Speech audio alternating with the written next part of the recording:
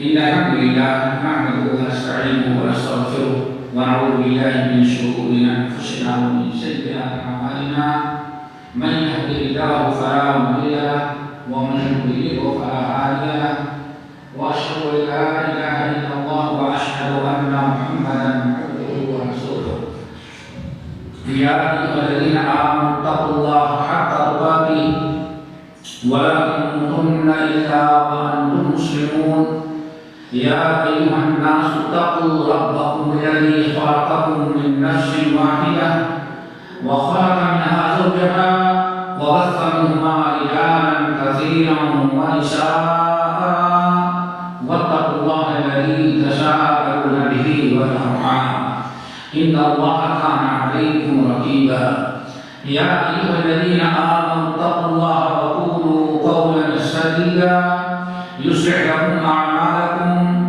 ويغفر لكم ذنوبكم ومن يطع الله ورسوله فقد فاز فوزا عظيما أما بعد فإن خير الحديث كتاب الله وخير الهدي هدي محمد صلى الله عليه وسلم وشر الأمور محدثاتها وكل محدثة بدعة وكل بدعة ضلالة وكل ضلالة في النار فأعوذ بالله من الشيطان الرجيم بسم الله الرحمن الرحيم وذكرهم بأيام الله إن في ذلك لآيات لكل صبار شكور وعن أبي هريرة رضي الله تعالى عنه قال قال رسول الله صلى الله عليه وسلم أفضل الصيام بعد صيام رمضان صيام شهر الله المحرم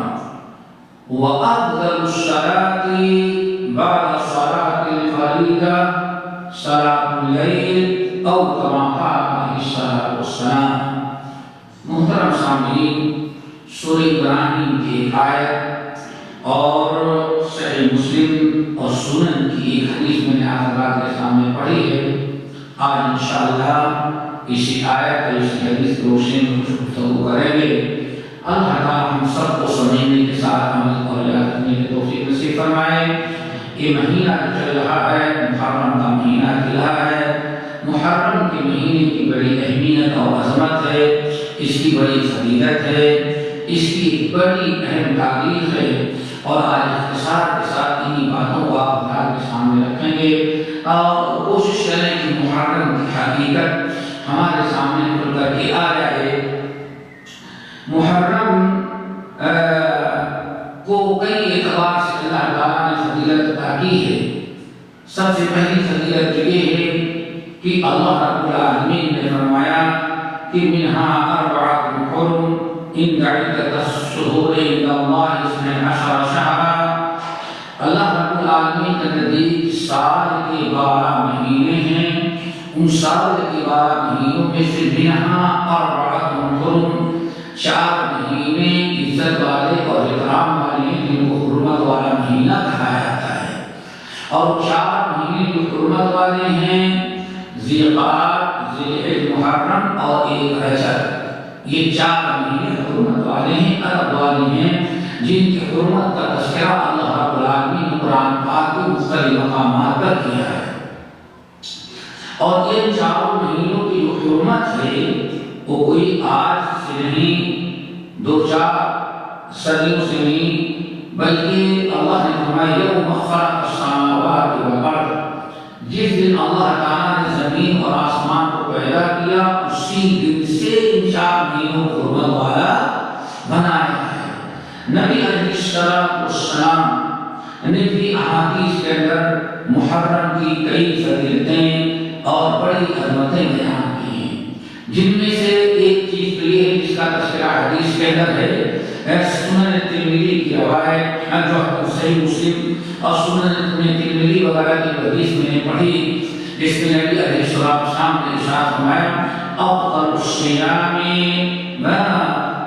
الصیام بعد صیام رمضان صیام شہر اللہ المحرم. لیکن اس حدیث میں اللہ تعالیٰ نے محرم، نبی علیہ السلام نے محرم کو شہر اللہ قرار دیا ہے، یعنی اللہ تعالیٰ کا یہ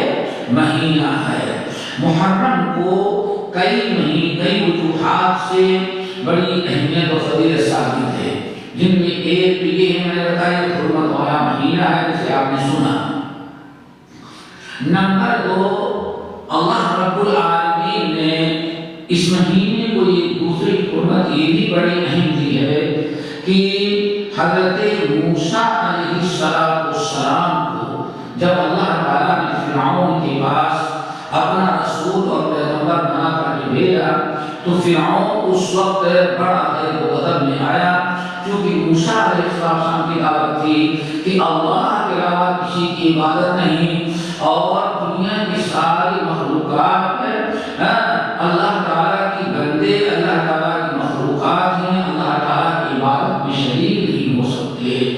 اللہ کے نبی موسیٰ کلیم اللہ نے جب فرعون کو دعوت دیا تو فرعون انا ربکم الاعلی کہا کرتا تھا، اور مصر کا اہل مصر کا یہ عقیدہ تھا کہ آج جو مصر کا بادشاہ مقرر کیا جاتا ہے آسمان والا اللہ اسی کے روپ میں ظاہر ہوتا ہے، اس لیے سارے مصری عراقی ایک لوگ اپنے بادشاہ کو اپنا حقیقی معبود سمجھا کرتے تھے، اور موسیٰ علیہ السلام کی دعوت بالکل اس کے الٹ تھی، اس کے بالکل برعکس تھی۔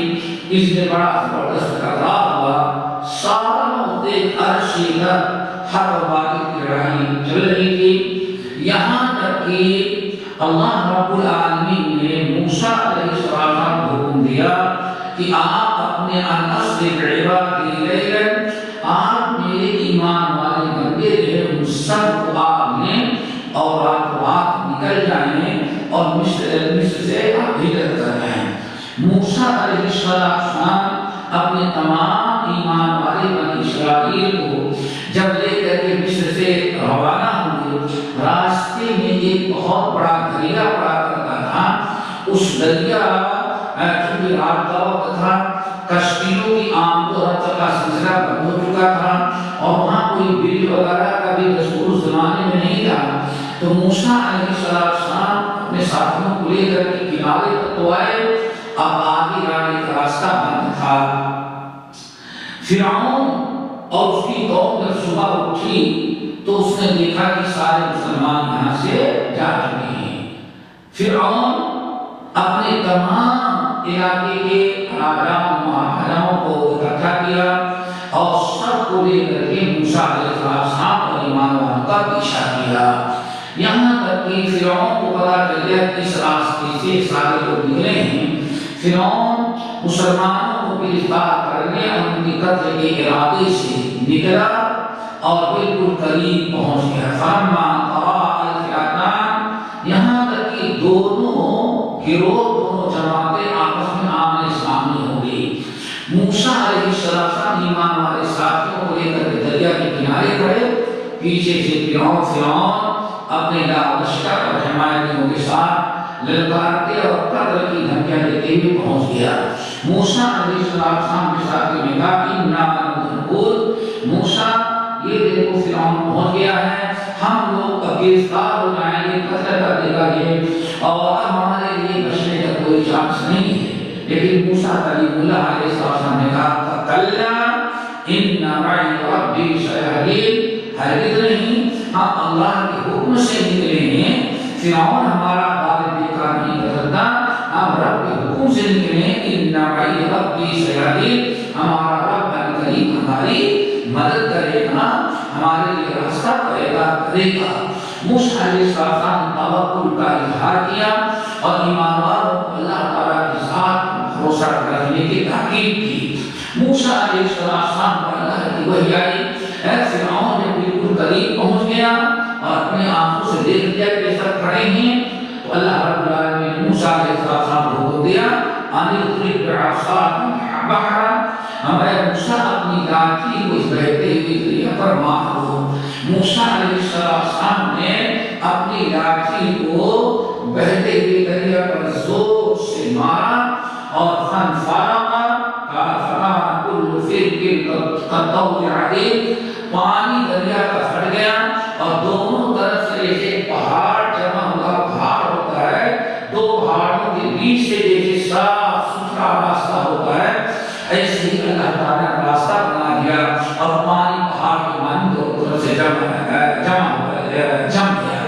موسیٰ علیہ السلام اپنے ایمان والے ساتھیوں کو لے کر کے پار ہو گئے. فرعون جب وہاں پہنچا تو اسے امداد نہیں کرنا پڑا, راستہ پہلے سے صاف تھا. جب سارے اپنے فوجی اور لشکریوں کو لے کر کے ایک دوسرے داخل ہو گیا تو اللہ رب العالمین نے فرمایا ہم نے دریا کو پھر دونوں طرف سے ملا دیا, حکومت دریا دونوں طرف سے مل گیا. سارے فرعونی غرق ہو گئے, تباہ ہو گئے, اور موسیٰ علیہ السلام اپنے ایمان والے ساتھیوں کو لے گئے اور پیچھے پلٹ کر کے اپنی آنکھوں سے دیکھ رہے کہ دشمنوں کا کیا بشر ہو رہا ہے. اس طرح سے الحمدللہ فرعون اور اس کی قوم غرق ہو گئی. بلکہ سورہ یونس کی آیت میں یہاں تک ہے کہ فرعون نے جب غرق ہونے لگا تو اس نے ایمان لانے کا اعلان کیا, اے اللہ میں ایمان لاتا ہوں, مسلمان ہوتا ہوں, لیکن اللہ نے فرمایا اب تم ایمان لاتے ہو, حالانکہ اس سے پہلے تم نے بڑی نافرمانیاں کی ہیں, بڑی بڑا فساد تم نے پھیلایا تھا. آج تجھے ہم غرق کریں گے اور پھر تیرے لاش کو بچائے گے تاکہ بعد میں آنے والوں کے لیے عبرت اور نصیحت ہو. اس طرح سے فرعون کو غرق کیا اور موسیٰ علیہ السلام نے اپنی آنکھوں سے دیکھ لیا. یہ عاشور محرم کا مہینہ تھا اور عاشورے کا دن تھا.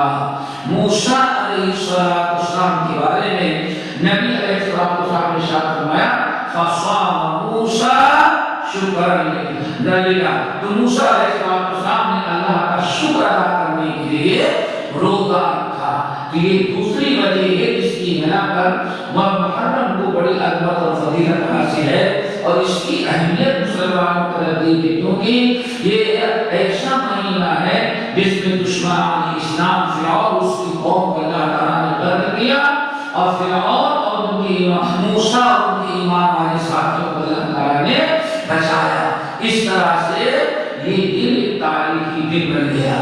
یہ دوسری وجہ ہے. نمبر 3, محرم کی اہمیت ہمارے اور آپ کے نزدیک یا مسلمانوں کے نزدیک ایک تیسری وجہ سے بھی ہے. وہ کیا ہے؟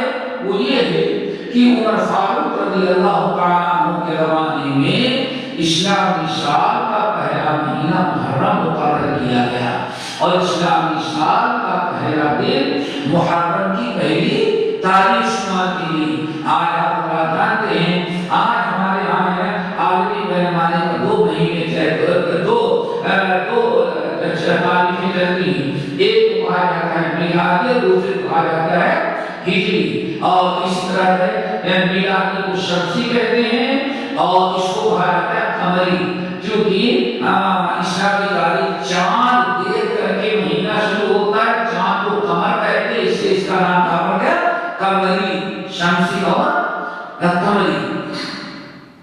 موسیٰ عمر فاروق رضی اللہ تعالیٰ عنہ کے زمانے میں ایک ابو موسیٰ الاشعری رضی اللہ تعالیٰ عنہ نے مشورہ دیا کہ امیر المومنین آپ کے خطوط ہمارے پاس آتے ہیں, تمام گورنروں کے پاس جاتے ہیں, لیکن یہ پتہ نہیں رہتا کہ کس مہینے کا ہے اور کس شب کا ہے, پتہ نہیں جلدی پہنچا یا دیر پہنچا. تو حساب کتاب میں بڑی گڑبڑی ہوتی ہے.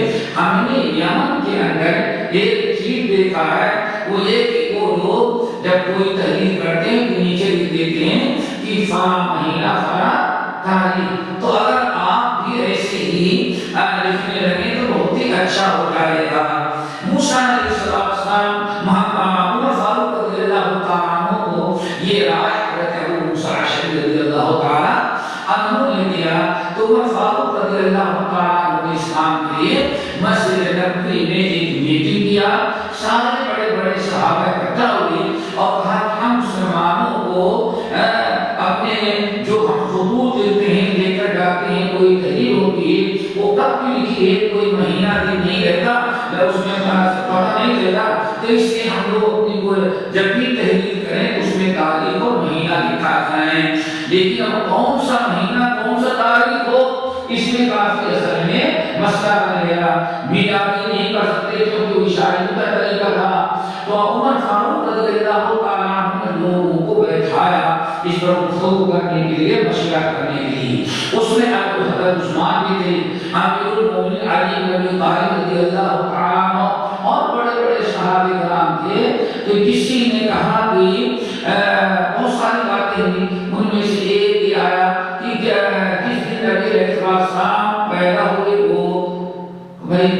والی تاریخ نہیں معلوم ہے، اب تو ہم نے منت طے کر لیا نا کہ بالکل ربی بار ہوگی، لیکن اس زمانے میں صحابہ کا طے نہیں تھا کہ کون سا تاریخ ہے، لیکن ہم نے اتنا موقع کیا کہ صحابہ کو نہیں معلوم کو بھی ہمیں معلوم کیا اور معلوم ہوا کہ شاید ان کی تاریخ حساب لگایا تو پتہ لگا میں یہ لیے پھر کہاں چلے نہ آپ کو جب نبوت ملی اس سے بھی نہیں، بہت ساری باتوں کی بات طے آئی کہ فاروق رضی اللہ، لوگوں نے کہا اچھا آپ کی ولادت تو معروف نہیں ہے کہ کس تاریخ کو تھی، لیکن آپ نبی اکرم کی وفات کا علم ہے، چلو ہم لوگ وفات سے تاریخ اپنی مقرر کر لیتے ہیں۔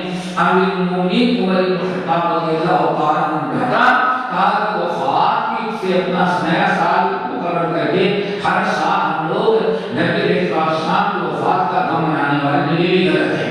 پھر عمر فاروق رضی اللہ تعالیٰ عنہ نے خود اور بعض روایتوں میں کچھ اور لوگوں نے کہا چونکہ اسلام کو عروج جو ملا ہے وہ ہجرت کی وجہ سے، نبی علیہ السلام جب ہجرت کر کے مدینہ آئے ہیں، اب مسلمانوں کی اجتماعیت، مسلمانوں کی قوت اور طاقت ابھرتی آئی ہے، عروج شروع ہے، اسی لیے ہم لوگ ہجرت سے رکھیں گے۔ اس بات پر سب کا اتفاق ہو گیا۔ تو عمر فاروق رضی اللہ تعالیٰ عنہ کے دور خلافت میں مسلمانوں کے اتفاق کے ساتھ، جس میں صحابہ کرام کی بڑی جماعت تھی، محرم کے مہینے کو مسلمانوں نے یا صحابہ کرام نے سال کا پہلا مہینہ اور محرم کی پہلی تاریخ کے سال کا پہلا دن کیا، لیکن نیو ایئر نہیں منایا۔ وہ تو یہاں اسے ذرا کرنا چاہیے نا، لیکن جو اسلام میں سب چیزیں ہیں نہیں، اسی لیے صحابہ نے اس کا کوئی اہتمام نہیں کیا، بس اعلان ہو گیا کہ بھائی ہمارا سال، ہماری تاریخ ہے محرم کے مہینے پہلی تاریخ شروع بس چلا آیا۔ اب بعد میں ہم لوگوں نے دن بدن وہ غیر مسلموں کو دیکھ کر کے اپنا سال مناتے ہیں تو ہم لوگ اپنا منائے، سب دیکھا دیکھی میں اتنا ہونا شروع ہو گیا کہ ماشاءاللہ اگر کوئی نئے سال کی مبارکباد نہ دے تو بیمار کو کیا غدار سمجھا جاتا ہے، اس کو نئے سال کی کوئی پرواہ فکر نہیں ہے۔ یہ ہم لوگوں نے اپنے طرف سے بنایا، ورنہ اس کا کوئی تصور اس وقت نہیں تھا۔ تو اس طرح سے یہ مسلمانوں کے لیے بڑی اہمیت کا حامل ہو گئے، اسی وجہ اس وقت سے الحمدللہ ہمارا اپنا اسلامی سال ہے اور قیامت تک چلتا رہے گا۔ لیکن مشکل یہ ہے کہ آج مسلمان غیر میلادی جو مہینے ہیں ان کو تو نمبر سے یاد کر لیتا ہے، سب معلوم ہے کون 28 کا ہے، کون 29 کا، 29 کا ہے، کون 30 کا ہے، کون 31 کا ہے، اور سب کے نام بھی معلوم ہے، نام بھی نہیں معلوم، بس ایک 5-6 گھنٹے بس کافی ہو جاتا ہے، ایسا نہیں ہے۔ لیکن عربی مہینوں کے 12 نام بھی ہم مسلمانوں کو معلوم نہیں، ورنہ کل جانے کے بعد اگر اپنے مسلمان بھائیوں سے پوچھنا حرمت والے مہینے 4 کون ہیں یا سال کے 12 مہینوں کے عربی نام بتا دو تو میرے بھائی نام مشکل ہوتا ہے۔ ہمیں اپنی تاریخ اور اپنا سن یاد رکھنا چاہیے، کیوں سارے میلادی سن تھا، لیکن اس کے باوجود صحابہ کرام نے اپنا اسلامی سن مقرر کرنے کی تربیت پیش کو مقرر کیا۔ اس کا مطلب یہاں ہمیں غیروں کے تاریخ اور مہینوں سے زیادہ ہمیں اپنے مہینے، اپنی اسلامی تاریخ کا کو یاد رکھنا چاہیے اور ان کی اہمیت دینی چاہیے۔ اس طرح سے محرم کا مہینہ ہمارے نزدیک 3 اعتبار سے بڑی اہمیت رکھتا ہے۔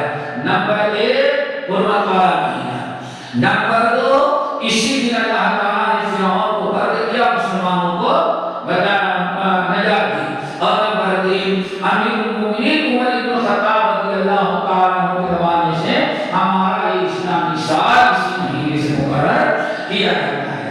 نبی علیہ السلام نے جہاں تک معاملہ روزے کا ہے، آیا محرم کا روزہ، تو محرم کے روزے کی بھی بڑی فضیلت نبی علیہ السلام نے بیان کی ہے، اور اسی سلسلے میں میں نے حدیث پڑھی تھی کہ رسول اللہ صلی اللہ علیہ وسلم نے ارشاد فرمایا، رسول اللہ صلی اللہ علیہ وسلم نے ارشاد فرمایا، ابو ہریرہ رضی اللہ تعالیٰ عنہ کی حدیث کہ اللہ رسول نے فرمایا افضل الصیام بعد صیام یوم صيام شهر الله المحرم صيام شهر الله المحرم اے لوگوں ماہ رمضان کے روزے کے بعد سب سے افضل روزہ اللہ تعالی کے نزدیک شہر اللہ کا ہے یعنی محرم کا مہینہ یہاں نبی علیہ السلام نے اس حدیث میں محرم کی دو چیزیں بیان کر دی محرم کے متعلق محرم کی فضیلت بھی بیان کر دی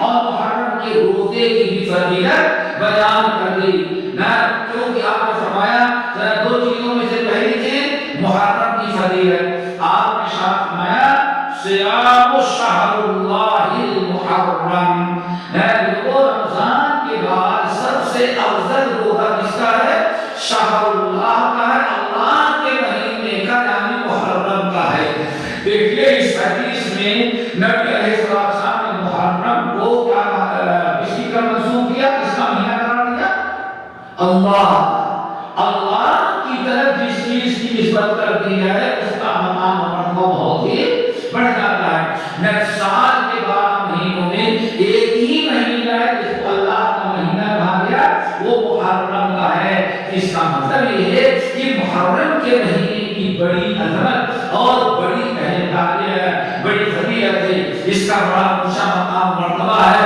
اتنا مقام اور مرتبہ اونچا ہے کہ نبی علیہ السلام نے اپنی زبان مبارک سے اس کو اللہ شاہ اللہ کا مہینہ قرار دیا نبی علیہ السلام نے اس کے بعد پھر روزے کی عظمت اور فضیلت بیان کی فرمایا ماہ رمضان کے بعد سب سے افضل روزہ جو ہے وہ محرم کا روزہ ہوا کہ محرم کے مہینے کا روزہ ہے اسی لیے یہ ماہ محرم ہمارے لیے بڑی عظمت کی چیز ثابت ہوئی امام ترمذی رحمۃ اللہ علیہ وغیرہ نے امیر المؤمنین علی بن ابی طالب رضی اللہ تعالی عنہ سے نقل کیا ہے علی رضی اللہ تعالی عنہ بیٹھے ہوئے تھے ایک شخص آیا اور کہا یا امیر المؤمنین ای شہر تأمرنی ان اصوم فیہ بعد رمضان کے علاوہ کون سا مہینہ ایسا ہے جس میں آپ مجھے روزہ رکھنے کا حکم دیتے ہیں علی رضی اللہ تعالی عنہ سے سائل نے سوال کیا یا امیر المؤمنین ای شہر تأمرنی ان اصوم فیہ بعد رمضان کے بعد کون سا مہینہ ہے جس میں آپ مجھے روزہ رکھنے کا حکم دیتے ہیں علی رضی اللہ تعالی عنہ فرمایا اللہ کے بندے یہ سوال میں نے کبھی کسی کو نبی علیہ السلام سے کرتے ہوئے نہیں سنا تھا کسی نے نہیں پوچھا بس ایک دن میں نبی علیہ السلام کے پاس بیٹھا ہوا تھا ایک شخص آیا اس نے سوال کیا نیا شخص آیا اور آنے کے بعد اس نے سوال کیا اور کہا یا رسول اللہ ای شہر تأمرنی ان اصوم فیہ بعد رمضان کے بعد آپ کے نزدیک کون سا مہینہ بہتر ہے جس میں ہم روزہ رکھیں رمضان کو رکھ لیتے ہیں رمضان کے علاوہ کس مہینے میں ہم روزہ رکھیں آپ کیا حکم دیتے ہیں ہم کو تو نبی علیہ السلام نے ارشاد فرمایا کہ فصوم المحرم ایسا کرو پھر تم محرم کا روزہ رکھو اس حدیث کے اندر بھی روزہ رمضان کے روزے کی بڑی فضیلت بیان کی نبی علیہ السلام نے فرمایا فصوم المحرم محرم کے مہینے کا روزہ رکھو پھر اس کے بعد نبی علیہ السلام نے ماہ محرم کی ایک فضیلت بیان کی جیسے پہلے حدیث میں دو فضیلتیں تھیں ماہ رمضان ماہ محرم کی بھی فضیلت تھی اور محرم کے روزے کی بھی حضرت ابو ہریرہ کی حدیث تھی اسی طرح سے علی رضی اللہ تعالی عنہ کی حدیث ہے اس میں بھی نبی علیہ السلام نے محرم کے مہینے کی بھی فضیلت بیان فضیلت اور اہمیت بیان کیا اور محرم کے روزے کی بھی بیان کیا چنانچہ آپ فرمایا تم کیا اگر ماہ رمضان اگر تم معلوم کرنا چاہتے ہو کہ رمضان کے بعد سب سے افضل مہینہ کس میں ہے کون ہے جس میں تم روزہ رکھو تو محرم کے مہینے میں روزہ رکھو کیوں فإن فيه يوم چونکہ اس مہینے کے اندر ایک دن ہے تتاب اللہ فی علی قوم ویتوب اللہ علی قوم آخرین، کیونکہ اس مہینے میں اللہ نے ایک دن رکھا ہے، اس مہینے میں ایک دن اللہ نے رکھا ہے کہ جس دن پہلی امتوں میں سے کچھ لوگوں پر اللہ نے بڑی مہربانی کی تھی، اپنا فضل و کرم کیا تھا، وَيَتُوبُ عَلَىٰ قَوْمٍ آخَرِينَ، اور آئندہ آنے والی قوموں پر بھی اس دن میں اللہ تعالیٰ اپنی رحمتیں نازل کرتا، اپنا فضل و کرم کرتا ہے۔ تو اللہ کے رسول صلی اللہ علیہ وسلم نے اس طرح سے ماہ محرم کی فضیلت بیان کیا کہ اس میں ایک دن ایسا ہے جس میں اللہ نے پہلی بھی امتوں پر رحم کیا تھا اور آج بھی کرے گا، آئندہ بھی آنے والی قوموں پر اللہ تعالیٰ رحم کرتا رہے گا۔ وہ کون سا دن ہوگا؟ وہی عاشوری کا دن ہوگا جس میں اللہ نے فرعون کو ختم کیا اور موسیٰ علیہ السلام اور ایمان والوں پر بڑا رحم و کرم، بڑا فضل کیا۔ حضرت ابو قتادہ رضی اللہ تعالیٰ عنہ کی حدیث صحیح مسلم میں ہے، حضرت ابو قتادہ رضی اللہ تعالیٰ عنہ کہتے ہیں کہ نبی علیہ السلام سے پوچھا گیا، یا رسول اللہ عاشورے کے روزے کے بارے میں آپ کا کیا خیال ہے؟ تو نبی علیہ السلام نے ارشاد فرمایا، تو کفر السنۃ الماضیہ، عاشورے کا روزہ ماہ محرم کے 10 تاریخ کا نام عاشورہ ہے، عاشورے کا جس نے روزہ رکھا تو عاشورے کے روزے کی برکت سے اللہ تعالیٰ اس کی ایک سال گزشتہ کے پورے گناہ معاف کر دیتے ہیں۔ نبی علیہ السلام نے ماہ عاشورے کے روزے کی اس حدیث میں بڑی فضیلت بیان کیا۔ عاشورے کا روزہ جو ہے یہ ایک ایسی عبادت تھی کہ تقریباً دنیا کی ساری بڑی قومیں عاشورے کا روزہ رکھا کرتی تھیں۔ 3 بڑی قومیں، 4 بڑی قومیں تھیں۔ نبی علیہ السلام کے زمانے میں 4 بڑی قومیں تھیں۔ نمبر 1 یہودی، نمبر 2 عیسائی، نمبر 3 مشرکین اور نمبر 4 نبی علیہ السلام ان کے ساتھی یعنی مسلمان۔ اور یہ چاروں کے اندر عاشورے کا روزہ معروف تھا اور عاشورے کا روزہ رکھا جاتا تھا۔ اور وضوحات اس کو اس طرح سے سمجھیں، موسیٰ علیہ السلام بنی اسرائیل یہود تھے، چونکہ یہودی موسیٰ علیہ السلام کی رائے شریعت پر عمل کرنے والے ہیں اور ان کے امتی تھے۔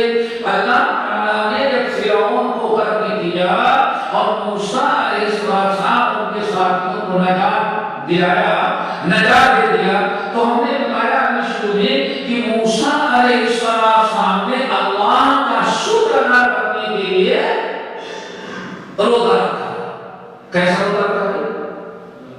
اللہ کا شکر۔ پتہ چلا کہ عاشورہ کس کا دن ہے؟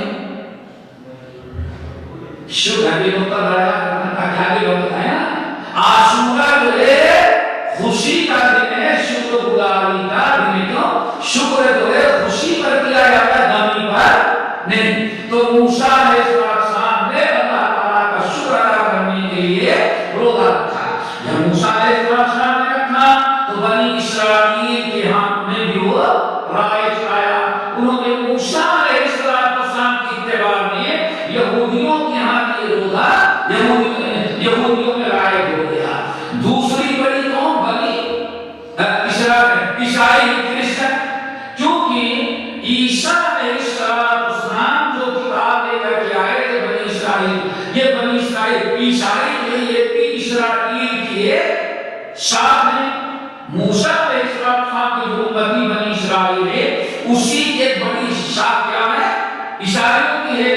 چونکہ جب تک عیسیٰ علیہ السلام نبی نہیں بنائے گئے تھے تب تک پورے دنیا میں بنی اسرائیل ایک ہی قوم تھی، لیکن جب اللہ تعالیٰ نے بنی موسیٰ علیہ آخری نبی، بنی اسرائیل کے آخری نبی حضرت عیسیٰ علیہ السلام کو نبی اور پیغمبر بنا کر کے بھیجا تو بنی اسرائیل میں 2 گروہ ہو گیا، جس کا تذکرہ قرآن پاک میں کئی مقام پر ہے۔ اور ایک بڑا واضح مقام اس کی بڑی وضاحت ہے وہ سورہ صف کا اس پارہ ہے، فآمنت طائفۃ من بنی اسرائیل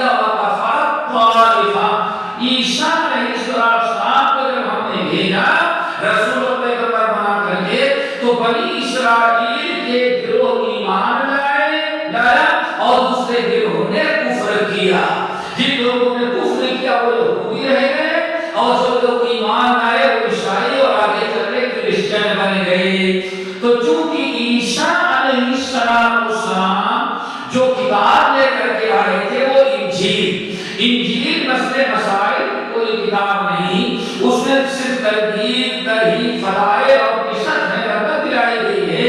عام طور پر شریعت وہی تھی جو موسیٰ علیہ السلام لے کر آئے تھے. تو جس طرح سے بنی اسرائیل یہودی روزہ رکھا کرتے تھے ایسے عیسائیوں کے ہاں بھی عیسیٰ علیہ السلام بھی رکھے اور عیسائیوں میں بھی عاشورے کا روزہ موسیٰ علیہ السلام کی اتباع میں رہنے کا سلسلہ قائم ہو گیا. دونوں ہو گئے. نمبر 3 تیسری بڑی قوم کون تھی؟ مشرکین. مشرکین مکہ. مکے کے لوگ بھی عاشورے کا روزہ رکھا کرتے تھے. یہ تیسری بڑی قوم تھی. مشرکین مکہ کو روزہ رکھا کرتے تھے. مشرکین مکہ کے روزہ رکھنے کی وجہ حدیثوں کے اندر یہ بیان کی گئی ہے کہ ایک مرتبہ مشرکین مکہ نے کوئی بہت بڑا گناہ کر ڈالا اور ان کے مکے والوں کی نگاہ میں اتنا بڑا گناہ ہم نے کر ڈالا ہے کہ اس کی توبہ تو اللہ تعالیٰ کے یہاں نہیں ہے. مکے والے چاہے تو تھے نہیں، اس لیے کچھ لوگوں نے کہا بھائی ہم لوگ تو پڑھے لکھے نہیں ہیں، مدینے میں یہودی آباد ہیں اور وہ ان کے یہاں بڑے بڑے عالم ہوتے ہیں. تو مکے والوں نے کہا ایک وفد بنایا 6 آدمی کا، کہا تم لوگ جاؤ اور یہودیوں سے پوچھ کر کے آؤ کہ ہم لوگوں کے یہاں ہم لوگوں سے بہت بڑا گناہ ہو گیا ہے، آیا اس کی توبہ ہے یا کہ نہیں ہے. کہ اب مشرکین مکہ کا ایک جو مدینہ گیا، مدینے کے یہودیوں سے ملا، کہا مدینے کے یہودیوں سے انہوں نے اپنی تکلیف بتائی، بھائی ہم لوگوں سے ایسا گناہ ہو گیا ہے، گناہ تو بہت بڑا، لیکن ہم تو نہیں سمجھتے اس کی توبہ نہیں. آپ لوگوں کے کیا خیال ہے کوئی توبہ کا گنجائش ہے ہم لوگ توبہ کریں، خدا توبہ قبول کرے گا کہ نہیں؟ تو یہودی علماء نے کہا محرم کے مہینے میں ایک دن ہے جو خیر برکت والا، اگر اس دن تم توبہ کرو گے تو تمہاری توبہ اللہ قبول کرے گا. تو مشرکین مکہ نے کہا کون سا ہے؟ کہا محرم کے 10 تاریخ یعنی عاشورے کا دن. کفار مکہ واپس آنا، اس نے مکے کے کفار کو بتایا، مکے والوں نے 10 محرم کو توبہ کیا حرم میں آ کر کے اور یقین کو انہوں نے کر لیا کہ ہماری توبہ اللہ نے قبول کر لیا. اس لیے کفار مکہ بھی اس 10 محرم کا روزہ رکھنا شروع کیا. جو اللہ تعالیٰ کا شکر ادا کرنا ہے، اس نے ہماری توبہ کو قبول کر لیا. اس طرح سے توبہ کا سلسلہ معاشورے کا روزہ یہودیوں میں بھی، عیسائیوں میں بھی اور مشرکین مکہ میں بھی. اب مسلمانوں نے چونکہ نبی علیہ السلام اور اکثر صحابہ کرام رضوان اللہ اجمعین کا تعلق قریش خاندان سے تھا، قریش خاندان سے تھا اور قریش نے بھی آپ نے سنا کہ ان کے ہاں 10 محرم عاشورے کا روزہ رائج تھا. تو چونکہ ایک نیک عمل تھا اس لیے نبی علیہ السلام اور صحابہ کرام مسلمان ہونے کے پہلے بھی وہ روزہ رکھا کرتے تھے عاشورہ کا، اور مسلمان ہونے کے بعد بھی روزہ رکھتے رہے. اسی ایام ہجرت کا وقت آیا، نبی علیہ السلام ہجرت کر کے مدینہ طیبہ پہنچے تو دیکھا فوجد الیہود یصومون. تو آپ نے دیکھا کہ یہود مدینہ طیبہ کے یہودی روزے سے ہیں. نبی علیہ السلام کو اس سے پہلے یہ نہیں معلوم تھا کہ یہودی بھی روزہ رکھتے ہیں. زندگی میں پہلی مرتبہ ہجرت کے بعد مدینے میں آپ نے یہودیوں کو دیکھا کہ یہودی روزہ رکھتے ہیں. آپ فرمایا یا معاشر الیہود ما ھذا الیوم الذی تصومونہ، یہودیوں کے گروہ تم لوگ روزہ کیوں رکھتے ہو، کون سا دن ہے؟ یہودی نے کہا ھذا یوم عظیم. ہاں تو معلوم نہیں ہم لوگ کیوں روزہ رکھتے ہیں؟ ھذا یوم عظیم، یہ بڑا عظیم دن ہے، بڑا بڑی برکت والا دن یہ وہی دن ہے هذا يوم نجى الله فيه موسى، یہ وہی دن ہے جس دن اللہ تعالیٰ نے موسیٰ اور ایمان والے ساتھیوں کو، ان کے ایمان والے ساتھیوں کو نجات دیا تھا۔ وَغَرَّقَ فِرْعَوْنَ وَقَوْمَهُ، فرعون اور ان کی قوم، اس کی قوم کو غرق کیا تھا۔ اللہ تعالیٰ نے 10 محرم کو موسیٰ علیہ السلام اور ایمان والوں کو نجات دیا اور دشمنوں کو غرق کیا۔ فَصَامَ مُوسَىٰ شُكْرًا لِلَّهِ، تو موسیٰ کلیم اللہ نے اللہ کا شکر ادا کرنے کے لیے روزہ رکھا تھا۔ فَنَحْنُ نَصُومُهُ، تو ہمیں موسیٰ کے ماننے والے ہیں، اس لیے ہم لوگ بھی موسیٰ علیہ السلام کی اتباع میں روزہ رکھتے ہیں۔ نبی علیہ السلام نے جب سنا، یہودی کہتے ہیں کہ ہم لوگ اس لیے روزہ رکھتے ہیں کہ موسیٰ علیہ السلام آ کے دن رکھے تھے، آپ نے فرمایا اے یہودیو سن لو، فَنَحْنُ أَحَقُّ بِمُوسَىٰ مِنْكُمْ، موسیٰ کی سنت پر اگر عمل کرتے ہوئے تم روزہ رکھتے ہو تو یاد رکھنا تم سے زیادہ ہم موسیٰ علیہ السلام کی پیروی کرنے کے حقدار ہیں۔ نبی علیہ السلام نے عاشورے کا روزہ رکھا اور اعلان کروا دیا پورے مدینے کی گلیوں کے اندر کہ پورے مدینے طیبہ کی گلیوں میں اعلان کیا گیا کہ آج عاشورے کا دن ہے، ہر مسلمان کو روزہ رکھنا ہے۔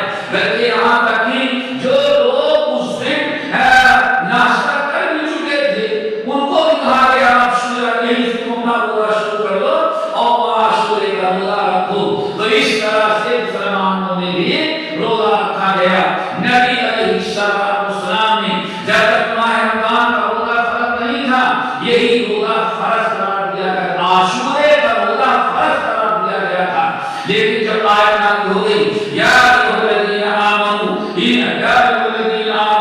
کتب علیکم الصیام کما کتب علی الذین من قبلکم لعلکم تتقون، جب یہ آیت نازل ہو گئی ایمان والوں رمضان کا روزہ تم پر فرض قرار دیا گیا ہے جیسے تم سے پہلے لوگوں پر روزہ فرض تھا تاکہ تمہارے اندر تقویٰ آ جائے۔ پھر نبی علیہ السلام ام المؤمنین عائشہ رضی اللہ تعالیٰ عنہا کہتی ہیں پھر نبی علیہ السلام نے اعلان کروایا کہ لوگوں رمضان کا روزہ فرض ہو گیا ہے، اب عاشورے کا روزہ فرض نہیں ہے، من شاء صامہ ومن شاء ترکہ، جس کی مرضی ہو روزہ رکھے عاشورے کا، اور جو روزہ نہیں رکھنا کہے گا وہ چھوڑ دے۔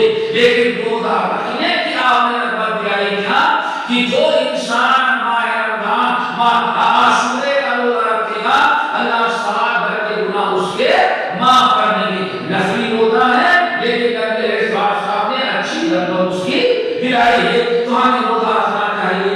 یہاں تک کہ نبی علیہ السلام کے مدینے طیبہ کی زندگی تھی وہ اختتام پذیر ہوئی، آخری سال آپ کا تھا، آپ نے عاشورے کا روزہ رکھ لیا تھا، عاشورے کا دن ختم بھی ہو گیا اور صحابہ کرام نے کہا یا رسول اللہ ہم بھی ایک دن کا روزہ رکھتے ہیں عاشورے کا، اور یہودی بھی ایک دن کا روزہ رکھتے ہیں، اس سے یہودیوں کی مشابہت ہو جاتی ہے اور ہمیں یہودیوں کی مخالفت کرنے کا حکم دیا گیا ہے۔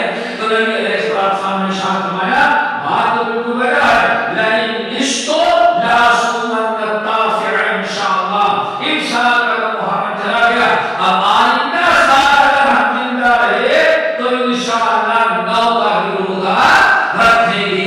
تو نبی علیہ السلام نے عاشورے کے ساتھ 9 کا بھی روزہ رکھنے کا ارادہ ظاہر کیا تاکہ یہودیوں کی مخالفت ہو جائے، عاشورے کے روزے سے اللہ تعالیٰ کا شکر ادا ہو اور ایک دن اور رکھیں اللہ اس سے پہلے تاکہ یہودیوں کی مخالفت ہو جائے، اس کا دینے کا ثواب ملے گا۔ لیکن نبی علیہ السلام اگر محرم آنے کے پہلے پہلے دنیا سے سفر کر گئے تو ہمیں اکثر کوشش یہی کرنی چاہیے کہ ہم روزہ رکھیں 9 اور 10، بلکہ بعض روایتوں میں آیا ہم سے احمد بن حنبل کی روایت صوموا قبلہ یوما صوموا عاشورا وصوموا قبلہ یوما وبعدہ یوما، تم لوگ عاشورے کا روزہ رکھو لیکن بہتر یہ ایک دن پہلے بھی رکھ لو یا ایک دن بعد میں، جس سے کیا کرتا ہے 9 اور 10 یا 10 اور 11 سب سے افضل۔ لیکن زیادہ روایتیں جو آئی ہیں جو نبی علیہ السلام نے اظہار کیا تھا وہ نو کا رکھنا اس لیے 9 اور 10 کا روزہ رکھنا افضل ہے. یہ ساری تفصیلات آپ نے کے سنا ممکن ہے کہ محرم کے ثوابیت کے متعلق کچھ معلومات آگے ہو، لیکن آخر میں ایک چیز اور یاد دلانے دینا چاہتے ہیں جو بیچ میں ہم نے اشارہ کیا تھا کہ محمد علیہ موسیٰ علیہ السلام کے زمانے سے لے کر کے محمد صلی اللہ علیہ وسلم اور صحابہ کرام تک یہ مہینہ خوشی کا مہینہ تھا، شکرگزاری کا مہینہ تھا، روزے کا مہینہ تھا. لیکن بعد میں حسین رضی اللہ تعالیٰ عنہ کی شہادت کے بعد اس سارے محرم کے سارے فضائل، سارے مناقب، ساری تاریخ کو بلا کر کے اس کو صرف یاد کس سے جوڑ دیا گیا. بلکہ ہمارے یہاں کہتے اسلام زندہ ہوتا ہے ہر کربلا کے بعد. پتہ نہیں کربلا کے بعد کون سے اسلام زندہ وہ مر گیا، لیکن بس جو کچھ ہو گیا صرف کتنی بڑی زیادتی. اور ابھی پوری چیزیں آپ نے سنی، ہمیشہ محرم خوشی کا مہینہ کا شکر ہے، اور آج محرم کا مہینہ غمی کا، ماتم کا. اور اگر کہیں شادی تب تو طلاق دے کے شادی مبنی توڑ سکتے ہیں، لیکن شادی کو حرام نہیں کر سکتے. کیوں؟ یہ ماتم کا مہینہ حسین کو شہید کیا گیا، تم شادی کرو. کتنی عجیب سے حرکت ہے یہ سب. رافضیوں کا کردار اور سنیوں میں آ گیا. اس لیے ہمیں جو اس وقت اگر خوشی کا مہینہ تھا وہ قیامت تک یہ خوشی ہی کا مہینہ رہے گا. کبھی شریعت تبدیل نہیں ہوتی. سوچو حضرت حسین سے آرہ رکھنے والے لوگ حضرت عمر شہید کیے تھے، حضرت حسین کے بعد حضرت علی شہید کیے تھے، عثمان بن عفان سے پورے شہید کیے گئے، لیکن شہید ہوئے ان کے شہادت والے دن جو ہے دن کو یوم ماتم نہیں بنایا گیا. ہمیشہ جو دن خوشی کا تھا خوشی کا ہے، غمی کا تھا غمی کا. لیکن محرم عاشورے کے مہینے کو حضرت حسین سے جوڑ کر کے سارا مسئلہ خراب کر دیا گیا. اور آج محرم کو کوئی جانتا ہے نہیں، صرف جانتا ہے تعزیہ کو. تعزیہ کھچڑا، شربت اور ہے نا کچھ دونوں طرف سے ایک ماتم بناتا ہے، دوسرا جشن مناتا ہے. یہی دونوں کی ٹکر چل رہی ہے. نہ یہ درست ہے نہ وہ. صراط مستقیم پر یہ لوگ ہیں جو روزہ رکھتے ہیں، خوشی کا موقع مناتے ہیں، سمجھتے ہیں، اور روزہ رکھ کر کے اللہ تعالیٰ کا شکر ادا کرتے ہیں، اللہ تعالیٰ کا ثواب کی امید رکھتے ہیں. اور ماتم تو ہوتا ہے آپ کا جانتے ہیں، کسی کے موت پر، کسی کے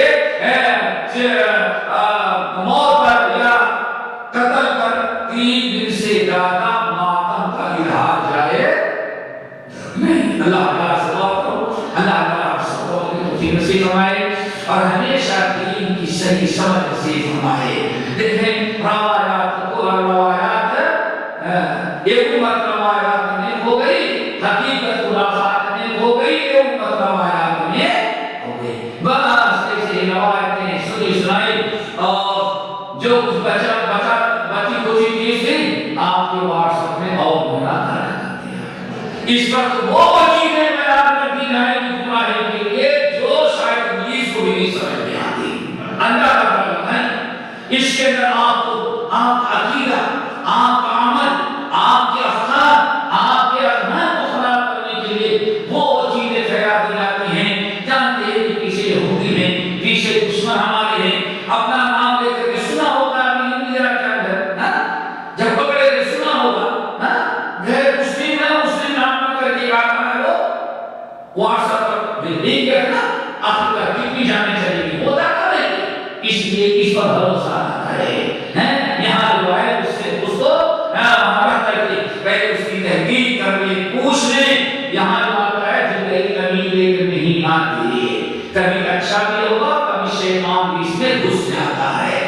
شیر اس سے ہوشیار ہے جو اس میں آ گیا کوئی ضرورت نہیں کہ وہ حق ہو وہ سچا ہو. اللہ تعالیٰ سمجھنے کی توفیق نصیب فرمائے, سمجھنے کی توفیق دے, اتباع سنت کی توفیق دے. اقول قولی ھذا استغفر اللہ من کل ذنب واتوب الیہ.